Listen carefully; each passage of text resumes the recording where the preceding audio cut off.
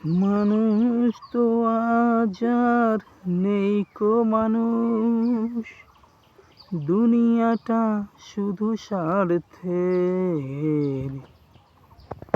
পরাজ ভাই বোন সংসার পরিজন সবাই নিজের নিজের।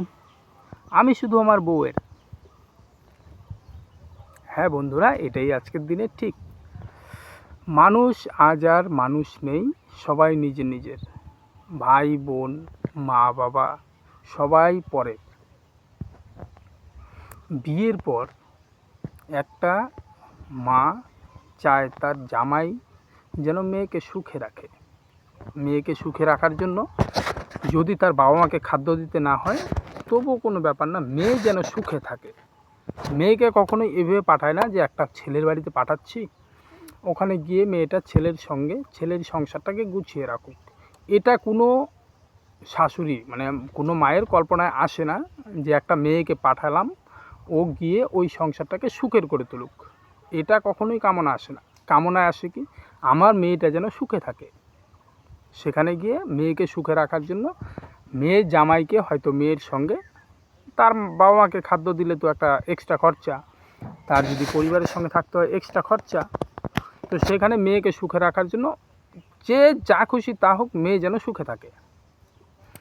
ছেলের মায়ের স্বপ্ন কী আসে জীবনে? আমার ছেলেটা বড় হয়েছে, বিয়ে করেছি, সংসারে বউ এনেছি, যেন আমি সংসারটাকে গুছিয়ে রাখতে পারি। বিয়ের পরও ছেলের মা ছেলেকে কখনোই ছাড়তে চায় না বউয়ের সঙ্গে। এই তো আজকের দিনের বাস্তব। আমি জানি না কতটুকু আপনারা বুঝতে পারছেন, কতটা না। আমি এখনই এমন একটা কেস দেখে আসলাম, কেসটা মানে দেখার পর এমন একটু মনের মধ্যে লাগলো বলার মতনই। একটা দাদা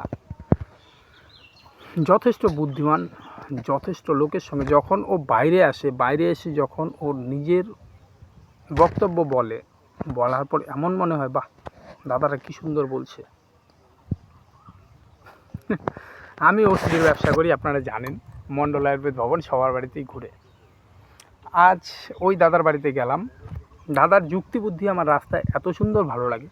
আজও আমি দাদাকে কোনো জায়গায় দোষ দিতে পারবো না, কেননা দোষ দেওয়ার অ্যাকচুয়ালি কোনো জায়গা নেই।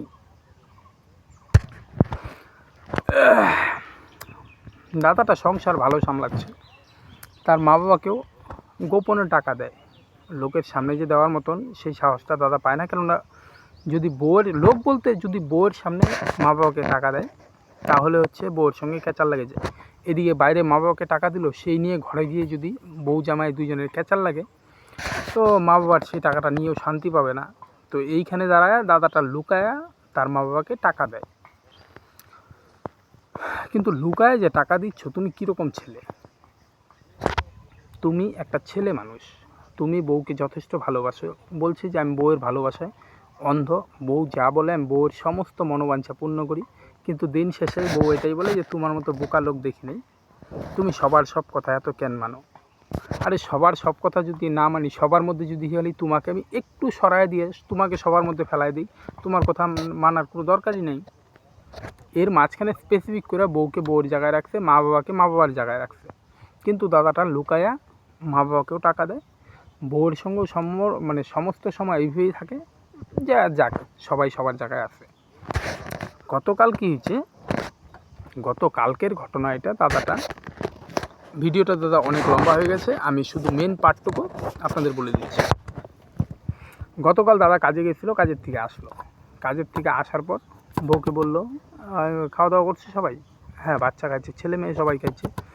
মা বাবার কী পরিস্থিতি? মা বাবার পরিস্থিতি মানে কী হয়েছে মানে তুমি জানো না কালকে যে বাবার শ্বাসকষ্ট হয়েছে? বাবার শ্বাসকষ্ট হয়েছে আমি কী করে জানবো? আমাকে কী বলছো? আমি তো ওদিকে যাইনি। তোমাকে আমি কালকে রাত্রে বললাম যে বাবার শরীরটা ভালো না, একটু ওদিকে খেয়াল রেখো। তুমি কী করলা?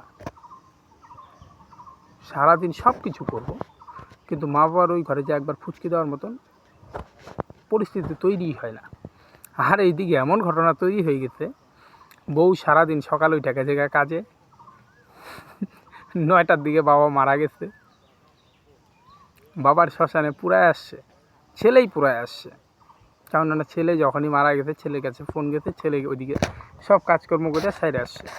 9টায় বাবা মারা গেছে, দুপুর 2:30টার মধ্যে বাবাকে শ্মশানে পুরাইয়া দিয়া শেষ কাজ শেষ করে দিয়া ছেলে একদম ওইদিকে পৈতা টৈতা সব, মানে পৈতা বলতে আমাদের হিন্দু সমাজে শাস্ত্রে জানে, ধারণ করে নিয়ে বাড়ি আসছে। বাড়ি আসার পরে বাড়ি ঢোকার আগ মুহূর্তে ছেলে কী করছে, নর্মালি ওইগুলোকে খুইলা বাড়ির সামনে গাছের গোড়ায় রাইখা ওর মতো ড্রেস কোট পরে বাড়ি ঢুকছে। কেননা জানে ও বউ কাজে গেছিলো।